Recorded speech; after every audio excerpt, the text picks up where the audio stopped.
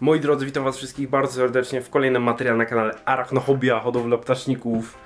Znajome logo, wiadomo. Moi drodzy, no kolejny piękny, słoneczny dzień. Nie wiem dlaczego tak ostatnio się to zaczyna, że te dni są tak słoneczne. Natomiast dzisiejszy dzień nie zaczął się zbyt pogodnie. Dlaczego? Opowiem wam o tym później. Natomiast najpierw mamy parę rzeczy do zrobienia, między innymi. W końcu mamy młode Versicolor, które musimy przełożyć do swoich kliszówek. Tak więc szybkim naszym patentem, który kiedyś pokazywaliśmy już w materiale, przełożymy ponownie te pająki. Oprócz tego w końcu makulaty wyliniały sobie na stadium L1, tak więc będziemy mogli je przełożyć. Tak więc w tym momencie bierzemy kliszóweczki, poprzekładamy je, a później pokażę wam, co tutaj się podziało, bo no nie ukrywam, nie jest to zbyt ciekawy temat. Troszkę się poddenerwowałem, ale w ogóle zanim przełożymy pająki, to musimy się wybrać w jedno miejsce, w które właśnie teraz się teleportujemy. Szybki teleport na stawową, zrobimy małą dostawę rzeczy i sprawdzimy, jak w ogóle się tutaj to wszystko prezentuje po ponad pół roku już w sumie. Tak więc idziemy do góry.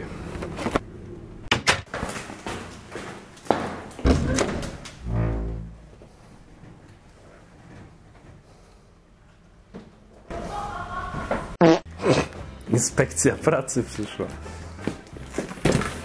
Przywitaj się ładnie do kamery, kolego.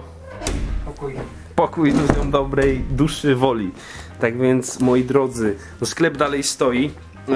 No i co? Cóż można powiedzieć? Dominiku, jak twoje odczucia, bo tu najwięcej czasu spędzasz, po spędzeniu pół roku na Stawowa 3? Dobrze, przede wszystkim dobrze.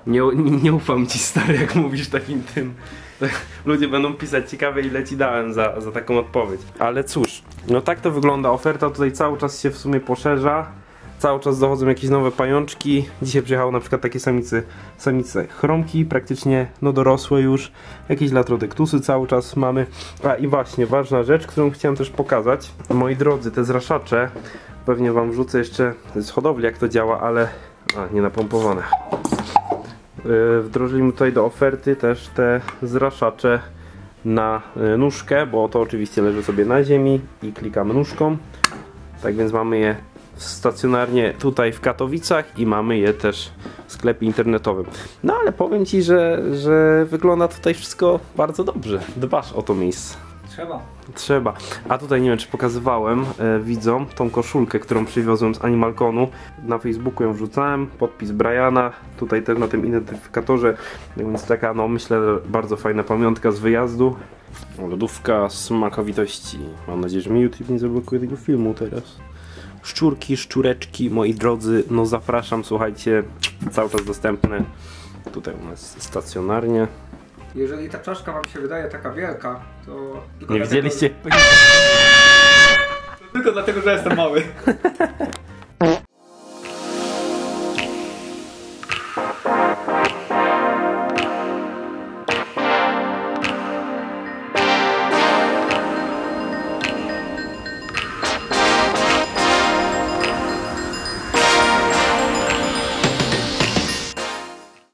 No i tyle, a my wracamy z powrotem do rzeczy hodowlanych. I oprócz tych czaszek, które widzieliście, które Dominik trzymał na sklepie, wleciało także spryskiwacze, które możliwe, że też pokazywałem. Spryskiwacze, które mamy już na swojej hodowli chyba od 2 miesięcy, no i sprawdzają się naprawdę znakomicie, bardzo usprawniają pracę. Mamy ich dosłownie parę sztuk, bo jest to ręczna robota, tak więc zachęcam was gorąco do zakupów. Tutaj macie film prezentacyjny, jak one działają. Teraz pracujesz pod presją serca, teraz robisz 500 pańków na godzinę, wiesz o tym. To jest to tempo właśnie, stary. Rzeczy, moi drodzy, prezentują się w ten sposób. Wyglądają właśnie tak. Mają tutaj tą regulowaną dyszę, którą też można regulować, jeśli chodzi o kształt. Strumień wody, a wszystko jest sterowane tylko i wyłącznie za pomocą nóżki. Oczywiście trzeba ręcznie sobie to podpompować, po to, żeby zwiększyć ciśnienie, no natomiast usprawnia to robotę. Niesamowicie, tutaj macie krótki filmik prezentacyjny, jak wygląda w akcji. I cóż, bierzemy się do przekładania. Dobra, w pierwszej kolejności oczywiście potrzebujemy kliszóweczek. Tak się składa, że... Ojku, tak się składa, że kliszówki mam puste już. Kliszóweczki są? Są. Moi drodzy, potrzebne oczywiście braplasty. A po co braplasty? Po to, żeby były braplasty. W braplastach mieści się kliszówek, już wam pokazuję ile. W pierwszej kolejności te opróżnione kliszóweczki sobie oczywiście otwieramy. Mam nadzieję, że mi ich starczy, bo nie mam zbytnio czasu dzisiaj opróżniać innych, tych, które są nieopróżnione. Tak więc timelapsik na to i tyle.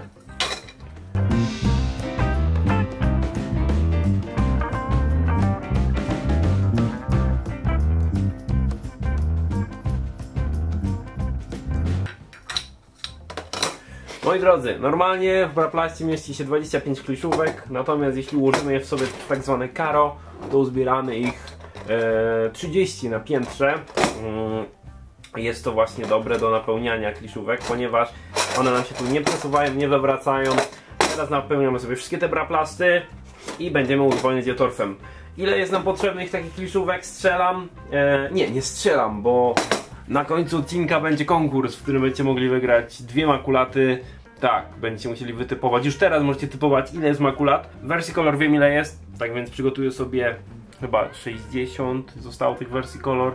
Plus, no jakąś tam ilość, nie mogę wam zdradzić ile. Zresztą nie przygotuję wszystkich kliszówek na makulaty po to, żebyście nie wiedzieli. I w następnym odcinku osoba, która będzie najbliżej, jako pierwsza, bądź która trafi idealną ilość, to wygrywa właśnie makulaty. 2 makulaty. Na mój koszt? Na mój koszt. Dobrze, niech tak będzie. I tak by było na mój koszt. Lecimy.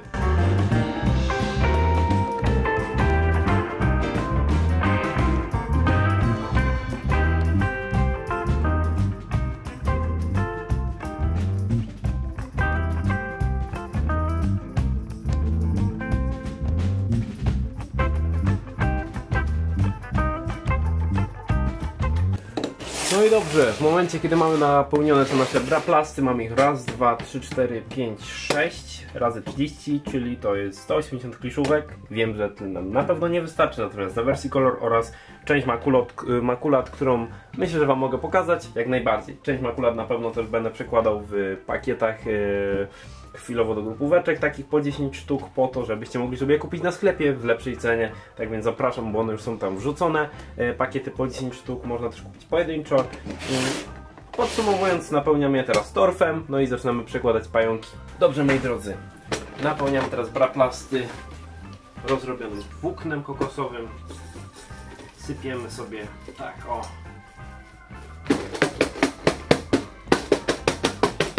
Pyk, pyk. Odstawiamy, zasypujemy kolejny.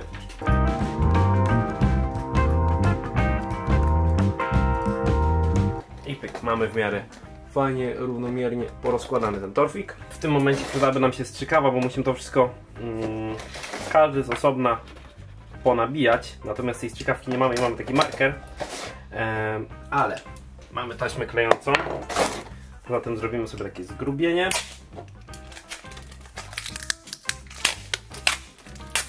No i taki tłoczek łopatologiczny na chwilkę mamy.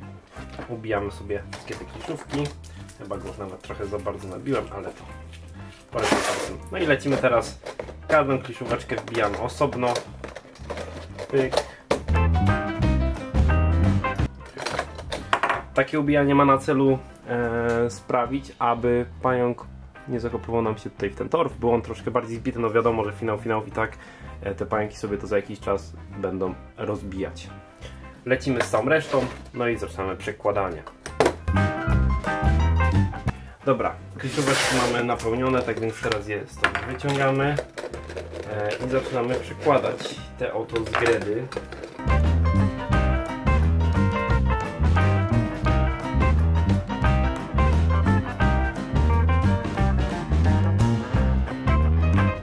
Dobrze, moi drodzy, w wersji Eppendorfach tutaj nieco inna sytuacja niż z makulatkami, bo w tej sytuacji musimy te wersji kolorki wypłoszyć do kliszóweczki, zamknąć. W wersji pamiętajcie, że idą cały czas do góry, więc im szybciej je zamkniemy, tym większa szansa, że nie będziemy się z nimi użerać 50 godzin. Mimo wszystko trzeba to zawsze robić ostrożnie, po to, żeby tym słodziakom nie odwalić nogi przypadkiem.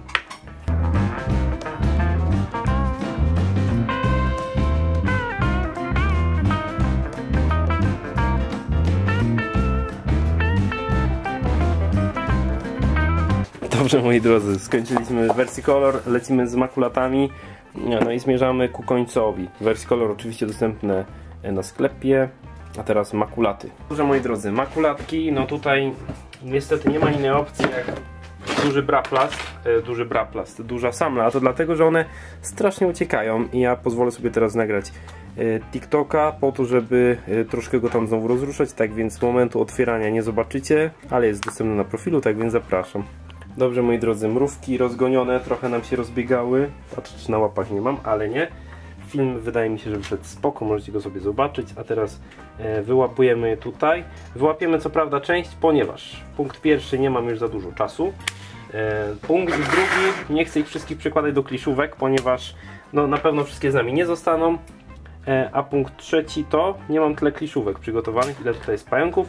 Tak więc mała podpowiedź co do konkursu, jeśli chcecie sobie wygrać taką makulatkę, to oczywiście możecie przeliczyć te kliszówki, które przygotowaliśmy. Jakiś tam wynik przybliżony wam wyjdzie, od którego powinniście nie obstawiać mniej niż wskaże ilość tych kliszówek.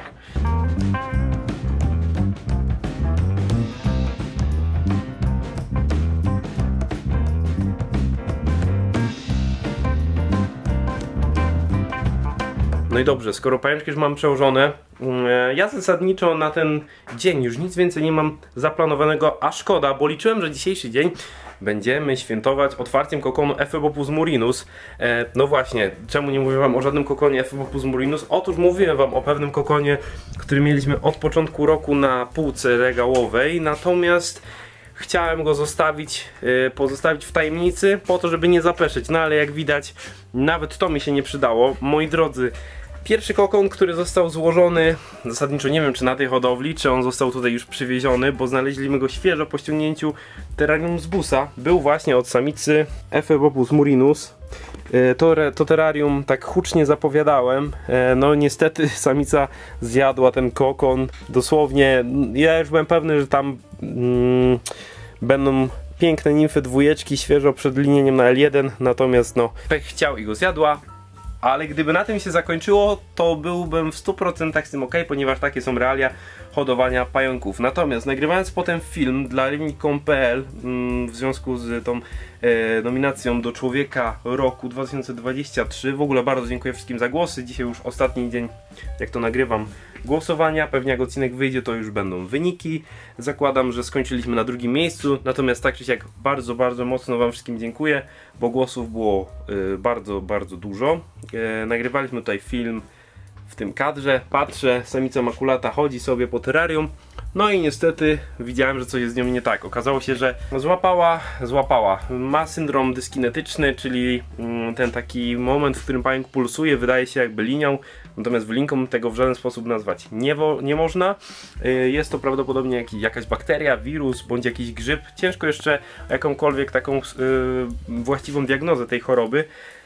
No i cóż, makulatkę oczywiście dałem sobie przygrzejnik tutaj przy naszej legendarnej farelce.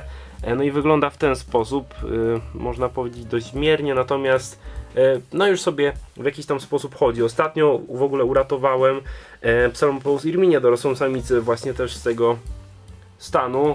Nie ma co ukrywać, w okresie jesienno-wiosennym w tych dwóch okresach bardzo często pająki łapią ten syndrom dyskinetyczny. Temperatura oraz wysoka wilgotność pomagają im z tego wyjść. Natomiast, moi drodzy, gdyby to wszystko, co wczoraj się nam wydarzyło, gdyby tego wszystkiego było mało, wychodząc z hodowli, jadąc do sklepu na Stawowej, znalazłem jeszcze jedno znalezisko, które mnie załamało. No i nie ukrywam, że cieszę się, że znalazłem ją w tym momencie, bo był to chyba ostatni moment, w którym jakkolwiek ten pająk jeszcze się poruszał. Znalazłem, moi drodzy, już wam pokazuję.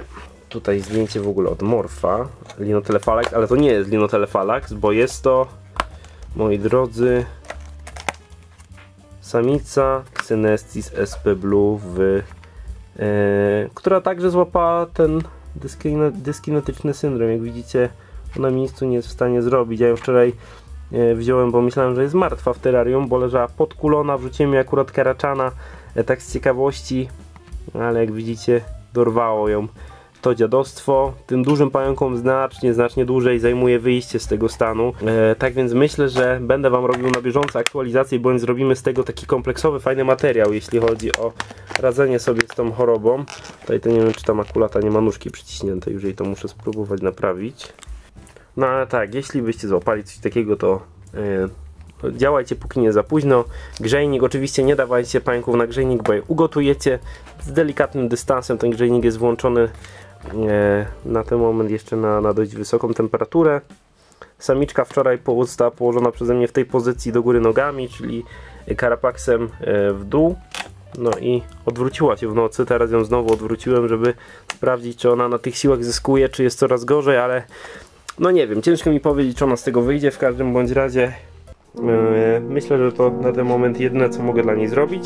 Tak więc, tak jak widzicie, no nie zawsze wszystko idzie po naszej myśli. Szkoda, że realia hodowli są czasem tak brutalne. Tak jak zjedzony kokon jestem jeszcze w stanie przeżyć. Tak niestety, no te choroby, które dopadają pajączki, są zawsze takie dość przykre, szczególnie jeśli do tego do tak rzadkich, drogich, dużych pająków, którymi są właśnie jakieś ksenestisy, czy po prostu bardziej limitowane pająki, które po prostu trudniej dostać. Na ten moment myślę, że to koniec odcinka. Bardzo dziękuję wszystkim za oglądanie. Jeśli wam się podobało, oczywiście sprawdzajcie pozostałe materiały. Widzimy się 10 marca na giełdzie w Gliwicach. I co jeszcze chciałem powiedzieć? Jest coś ważnego jeszcze do powiedzenia, czy nie? Ale lepiej to teraz wyszło. Też tak myślę. I co jeszcze chciałem powiedzieć? Max mówi, że nie ma nic innego do powiedzenia, tak więc kończymy ten materiał. Bardzo dziękuję za oglądanie. Trzymajcie się i widzimy się niedługo.